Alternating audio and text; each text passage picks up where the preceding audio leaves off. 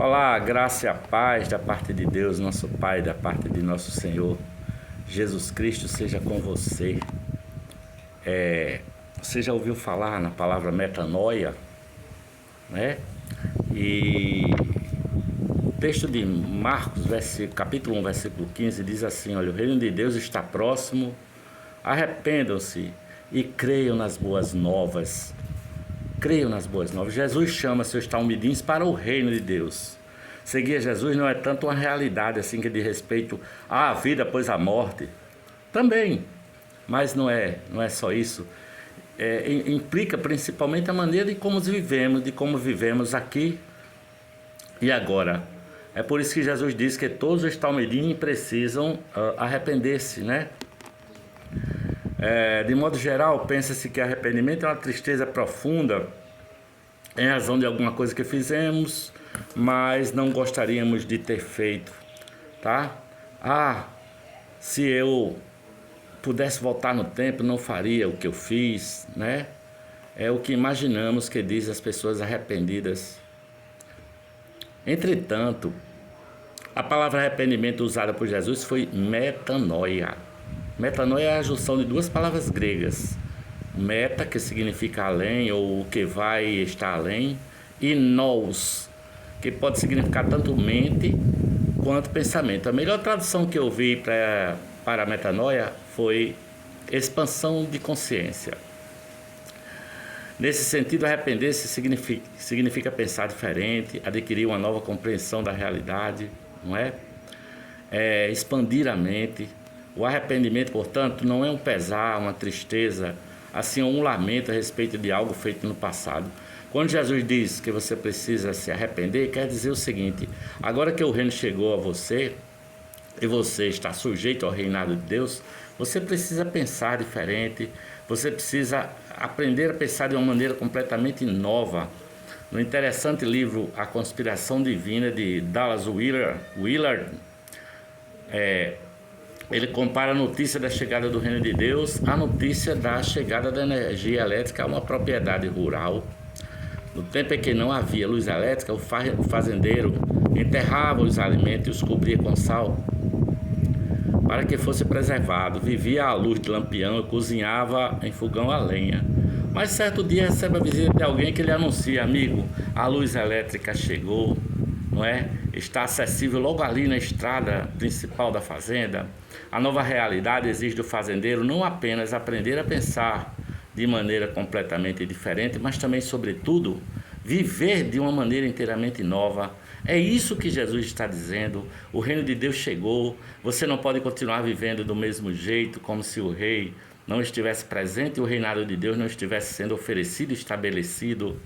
Para viver no reino de Deus é imprescindível passar pela metanoia, ter a consciência expandida, a compreensão da realidade absolutamente modificada, o que resulta necessariamente em um viver coerente com todo o universo de possibilidades que existe, onde Deus está realizando assim a sua própria vontade, não é?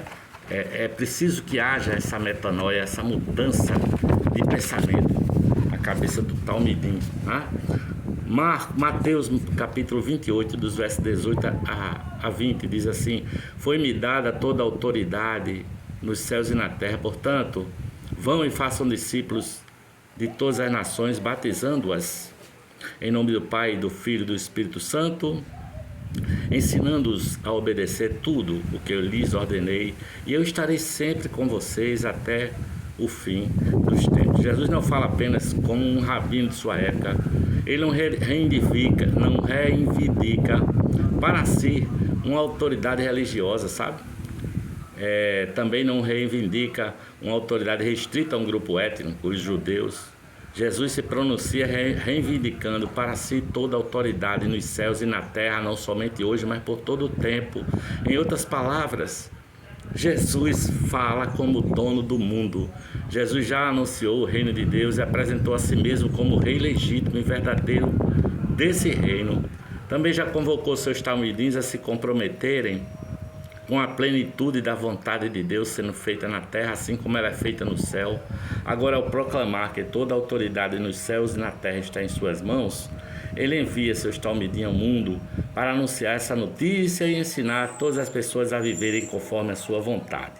O que Jesus está dizendo é extraordinário. Ele está dizendo que é mestre da vida, que sabe nos ensinar a viver. Ser um talmidim de Jesus, ser um seguidor de Jesus é aprender com o Criador, o Senhor e o doador da vida. Isso é extraordinário porque os ensinamentos e mandamentos de Jesus se referem a verdades espirituais e tratam também das questões muito próximas da realidade cotidiana de todos nós. O reino de Deus não é uma abstração. Tem um amigo que costuma dizer que os cristãos vivem na espiritosfera, porque, de fato, pessoas religiosas costumam entender sua espiritualidade como algo impraticável, uma vida para ser experimentada apenas depois da morte, né? O que Jesus vem anunciar, entretanto, é uma dimensão de vida disponível para aqui e agora. Jesus nos diz: você quer um caminho de vida? Siga-me. Quer aprender a viver? Ouça-me. Quer viver de verdade? Então vem comigo e obedeça a tudo que eu lhe mandar. Porque eu sou o Senhor da vida e tenho nas mãos toda a autoridade, hoje e amanhã e para todo sempre, por toda a eternidade. Então Mateus 28, 19 e 20 diz: portanto, vão e façam discípulos de todas as nações, batizando-os em nome do Pai e do Filho e do Espírito Santo, ensinando-os a obedecer tudo o que eu lhes ordenei, e eu estarei sempre com vocês até o fim dos tempos. Enquanto caminha com os seus talmidim, Jesus vai deixando claro o ciclo do discipulado. Jesus é o modelo de seus seguidores. Com seus talmidim andamos e aprendemos com ele, desejamos ser transformados por ele. Jesus compartilha conosco tudo o que sabe e nos inclui na intimidade do seu Espírito Santo. Ele nos dá a sua alegria, ele nos dá a sua paz, ele nos revela o nome do Pai. Jesus nos investe de autoridade e nos dá legitimidade para invocarmos a Deus Pai como sendo o nosso Pai. O nosso Pai.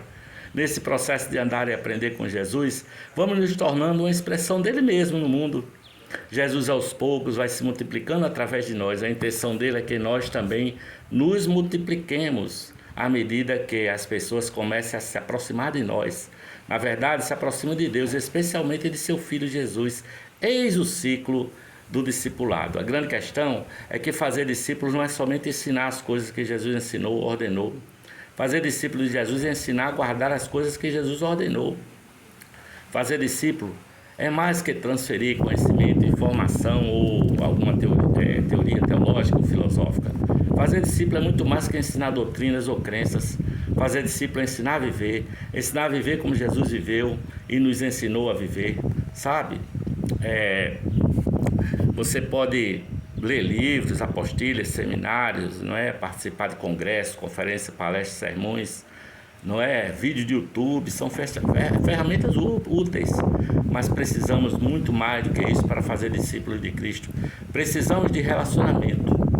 Com todas as ferramentas disponíveis, nós aprendemos o que Jesus ensinou, sabe? Mas não aprendemos a guardar o que ele ensinou. Em um bom sermão de domingo, podemos aprender que devemos perdoar, mas não aprendemos a perdoar em uma boa apostilha. Ficamos sabendo que é preciso amar o próximo, mas não é ali que aprendemos a amar. Experiência como perdão, amor, justiça, solidariedade e compaixão, nós só aprendemos na rede de relações pessoais. Por isso, fazer discípulo é necessariamente entrar numa dinâmica de relacionamentos em que Jesus está presente como autoridade maior. Poucas coisas são tão importantes no discipulado quanto a comunhão com pessoas nas quais Jesus se multiplicou.